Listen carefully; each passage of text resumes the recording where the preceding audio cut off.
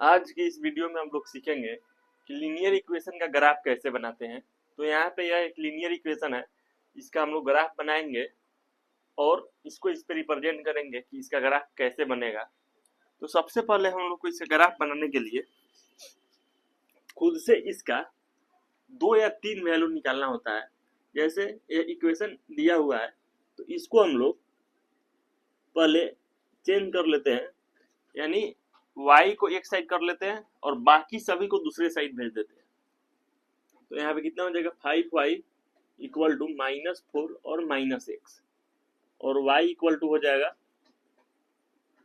यहाँ minus minus cancel कर देंगे तो y इक्वल टू हो जाएगा x + 4 और ओवर 5। तो यहाँ पे हम लोग को सबसे पहले x के कुछ वैल्यू निकालने हैं और फिर y के वैल्यू निकालना है और देखना है कि x के उस वैल्यू के लिए y में क्या वैल्यू आ रहा है।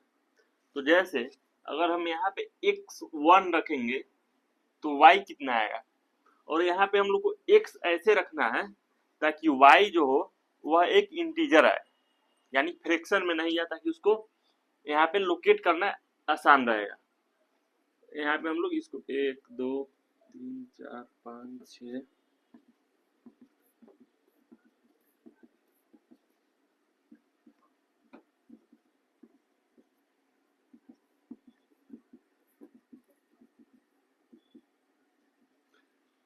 हम लोग को यहाँ पे x का वैल्यू वही रखना है ताकि y जो वह एक इंटीजर आए।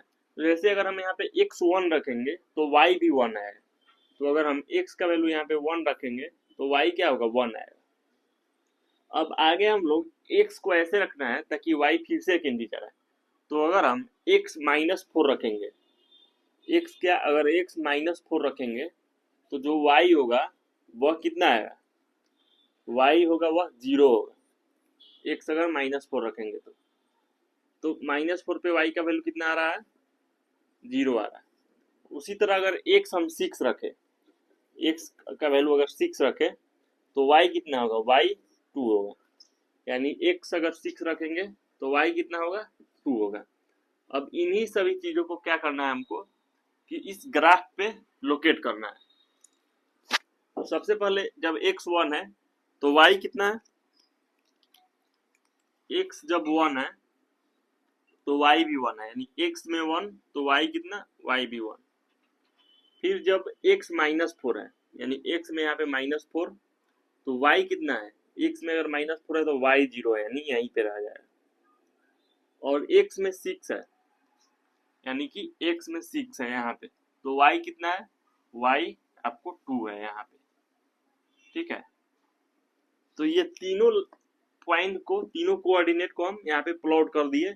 अब आगे हम लोग को क्या करना है, इन तीनों को एक साथ मिला देना है। यानी इन तीनों को क्या करना है, यहाँ पे मेरे पास स्केल नहीं है, बाकी अगर इसको हम लोग ग्राफ पेपर पे बनाएंगे तो यह इजीली बन जाएगा। अब इन तीनों लाइनों को क्या करना है, एक साथ मिला देना है। तो क्या होगा कि यह लीनियर इक्वेशन इन 2 वेरिएबल का ग्राफ बन जाएगा। और इसी तरीके से हम किसी भी लीनियर इक्वेशन का जो है उसका हम लोग ग्राफ बनाते हैं।